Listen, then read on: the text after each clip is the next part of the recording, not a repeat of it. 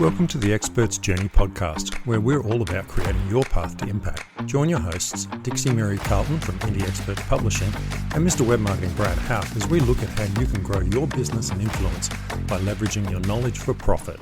Welcome back to the Expert's Journeys podcast. Today, we're going to break down something that's often overlooked when you're pushing to grow, mapping out your successes. So many business owners are busy chasing the next big thing, new strategies, new platforms, new tools, that they forget to stop and ask what's already working. In this episode, we'll help you slow down a bit, take a proper look at what's getting your results, and show you how to repeat and scale those wins. Good morning, Dixie. Good morning, Brad. I love your new logo look behind you. That looks fantastic. And Thank new you. offices. Well done. Yeah. So, looking at our successes, I've often found that when we're in business, we're caught up a lot in what we're doing day to day. And certainly being solopreneurs, a lot of people find that they're constantly focusing on the future and trying to hit those goals. But then you hit a goal and you don't take time to celebrate it. And psychologically, there's a lot of studies showing that when you don't stop and celebrate those wins, that it can have a very negative effect on you because you just don't take time to appreciate how far you've come. But also, there's a lot to be learned from those wins that we can look back and see what we did that helped us win so we can repeat that. I think it comes down to giving yourself permission to celebrate when things go well. And many of us don't do that. And I think because some of us have come out of corporates or busy companies where you get a different perspective of how busy you have to be successful. Whereas when you're maybe in corporate, you have a little bit more of a focus on celebrating the wins.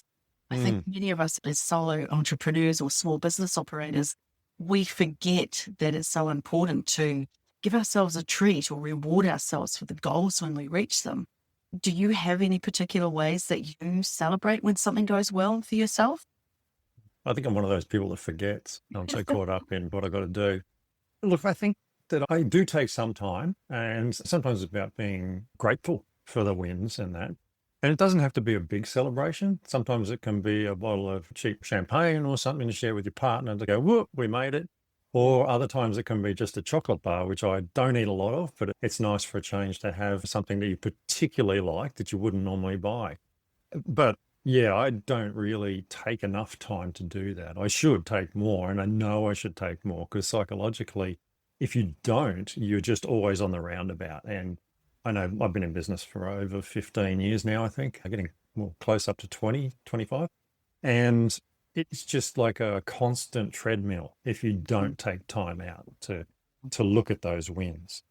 I completely understand. I have to remind myself sometimes to just slow down and actually look back and reflect.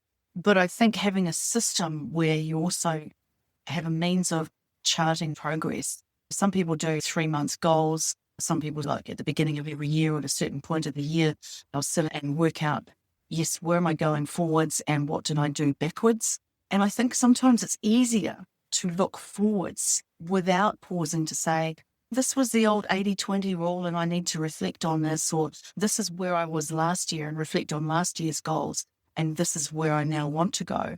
We don't do it automatically. We have to schedule it in, but having a system.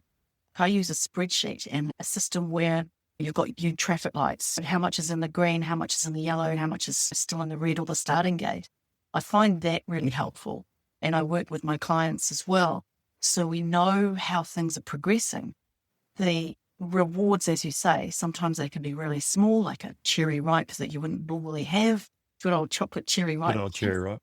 For me, sometimes I'll do something extravagant if I've had a particularly good outcome, an upgrade on a flight or take myself off for a fabulous meal. And yeah, but it is something that the checks and balances need to be there. Have you ever thought about the value of going into a business awards process in terms of just benchmarking where you're at?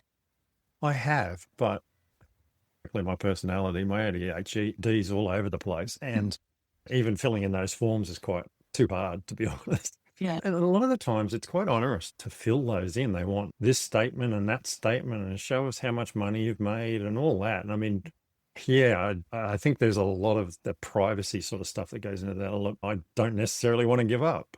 Yeah. It's really good points that you're making. And my ADHD brain also struggles a little bit with some of that. But I've taken a number of clients and companies through the process of various awards systems.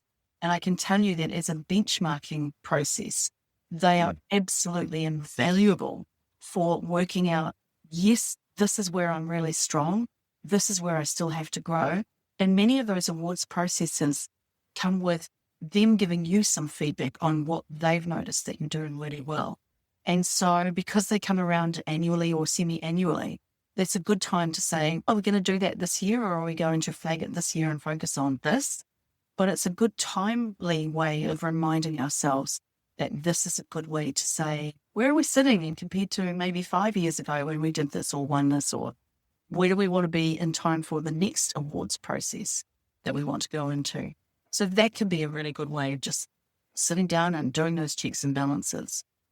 Absolutely. I think, as I said, for some people would work really well. For me, it's just one bridge too far sometimes, quite frankly.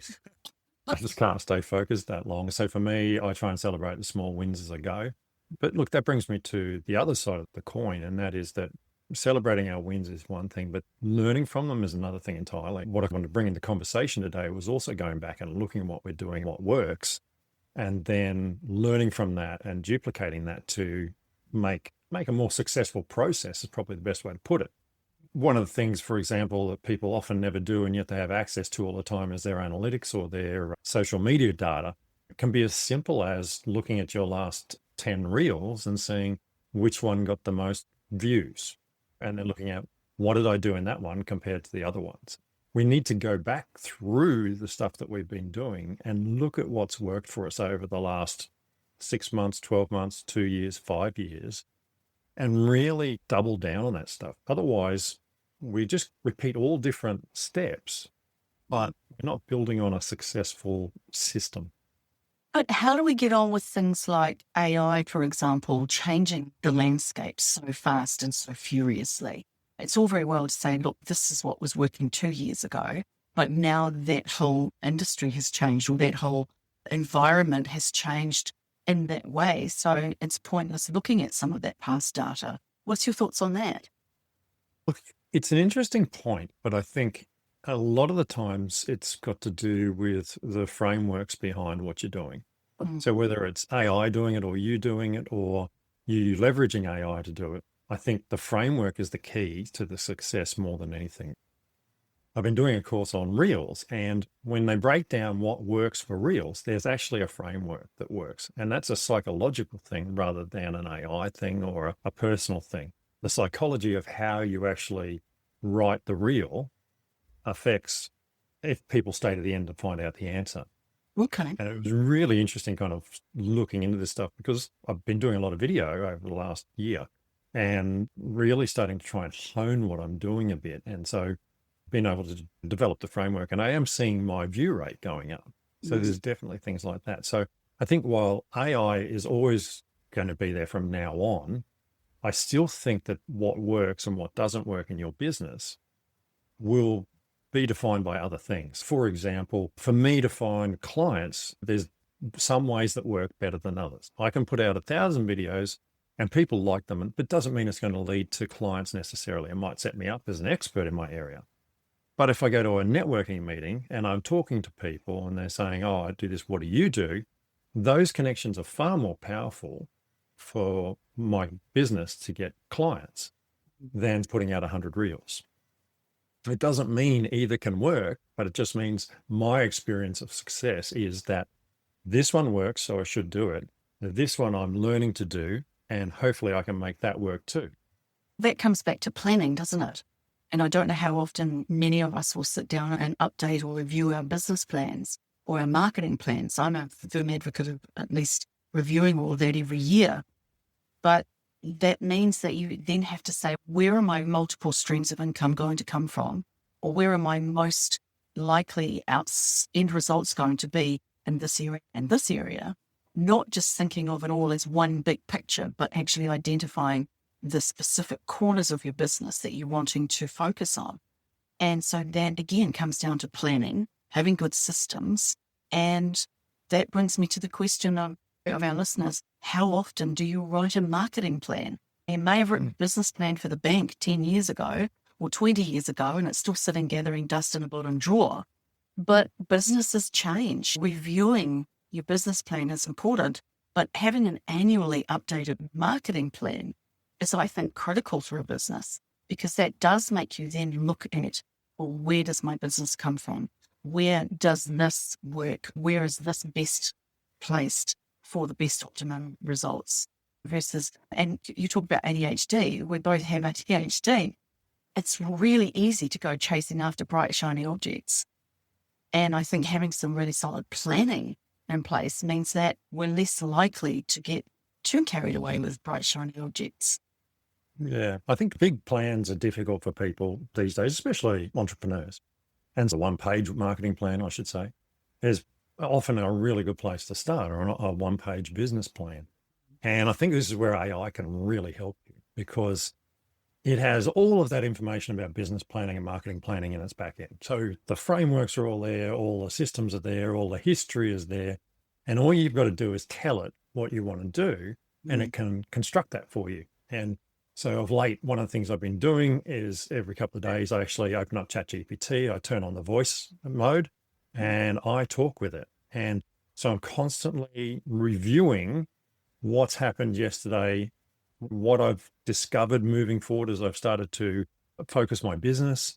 And those conversations are really interesting. And then it can put together a framework for you, or a small business plan for you, even if it's only 3-month goals or 12 months goals.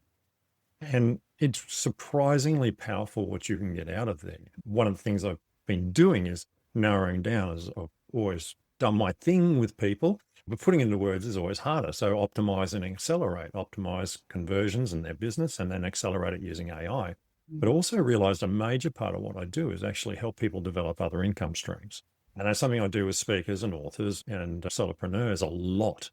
And so I realized that was actually missing from my plan. And that came out of a conversation that I was having with AI, because I was talking about what I was doing and how we were producing this. And even like this podcast, we're actually talking about helping people grow their income streams as part of what we're doing. And yet it was not there in my business plan and my marketing plan. It wasn't at the forefront. And the way it came to the fore was I was talking about my YouTube channel to it and saying, well, look, I'm doing these videos about this, but I'm trying to focus on this, and it's not homogenous. It's not working. So it's great content and I'm getting views and all those sorts of things that I want. There's no way to drive people towards, say, buying from me, because there's no underlying thing tying it together. And it was really interesting taking that stuff to AI and seeing, based on all its background knowledge, how I can pull that together, take those successes and build on them.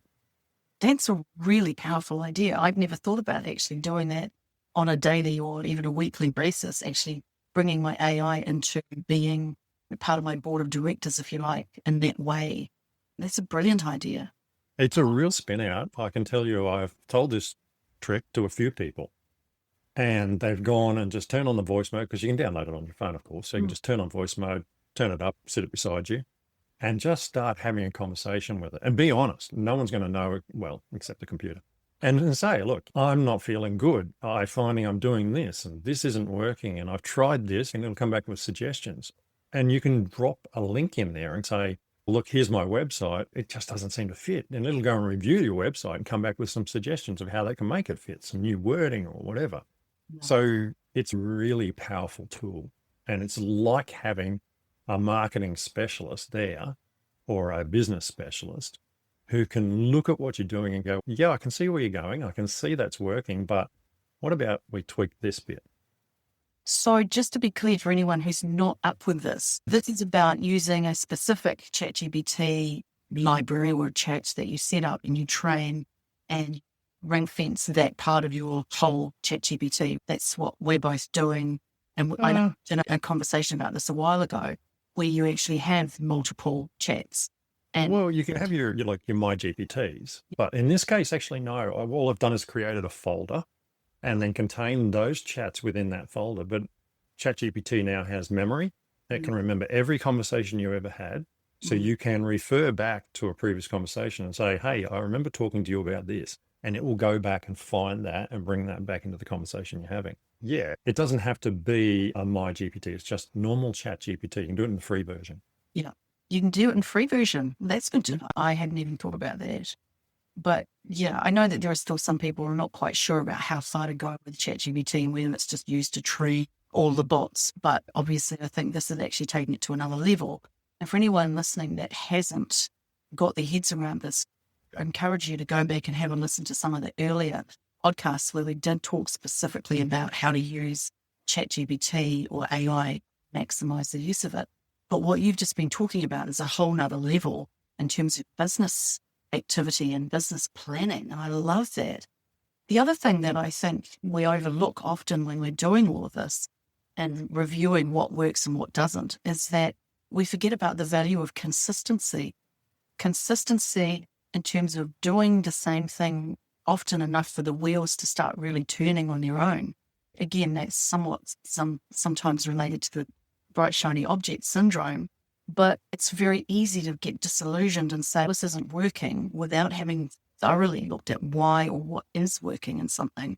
If you decide to do a new strategy, as you start to implement that, fine tuning it means reviewing what is working and what isn't, which is what we're saying. Having that ability to say, I've got to keep doing this for a certain amount of time and tweak as I go, rather than throwing the baby out with the bathwater before you've really looked at what is working or what is not working. But that consistency, that when you get busy, suddenly that's the first thing that we often throw out the window as well, is the daily or weekly or monthly habits that we need to incorporate into that. Yeah. And also, you've got to remember that in a lot of cases, you're working within algorithms. And so, if you're using Facebook or you're using Instagram or TikTok or whatever, everything you do is going into an algorithm. The standard form of algorithm is it shows it to a small group. If that small group starts to like it, then it shows it to a bigger group and so on and so forth. And that's a pretty standard thing these days. And one of the most important things, for example, with TikTok is watch time. Same with Instagram. So if you put up a video and it's 15 seconds long and people only watch 7 seconds, as far as the algorithm's concerned, no one's watching the full video, so it's not that good. So they won't show it to more people. If you can get people to stay to the end of the 15 seconds or the 30 seconds or the 90 seconds or whatever it is, that is the metric that they're looking for. So using consistently posting is number one, using that algorithm. You're consistent in your posting. And then consistently pushing out information, people start to expect to see it on your feed. So they come and see that. Or in your case, the blogs posts that you do about your travels. Again, consistency is there, and then you promote it and people go back and they read it. That is so key because you're training your audience. And then that's the audience that will buy from you because they're trained and they enjoy your stuff. And so they're coming back to learn it. So while you're obviously the algorithm side, then there's the human side playing in there as well. So yeah, consistency is a really hard one. And it's the one that kills most people. It's very hard to stay consistent. It's very hard. I have a thing on my whiteboard in my office that says, consistency is my friend, to keep reminding myself of the importance of that, because every now and then it is something that trips me up very badly. It's, oh, yes, I was doing that and then I got busy. And I know from conversations with many people over the years, it is a very common thing that we all get tripped up by. So however it works for you to remind yourself to be consistent, do that, because that will be the thing that rides you through to make sure that when you are then checking out what does work and what doesn't work and looking at the hindsight questions, that you've got really good information. Yeah, and you'll have good data too because you've been consistent. You'll have that regular post each week. So you've got 52 you've got to look back on. You can see what clicked and what didn't with people. So yeah, you're absolutely right. Consistency gives you so much more than just being there.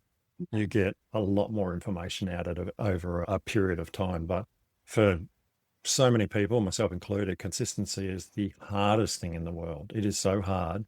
And so I try to batch things these days and then set them up to post using something like Buffer or a tool like that so that I can stay consistent. Alternatively, you can use AI agents, and there's some pretty cool stuff. I just discovered what Zapier has done with their AI agents, and I'm going to do a video on that actually and put it on YouTube. But what they've done to allow you to make agents is actually quite amazing and really easy to do.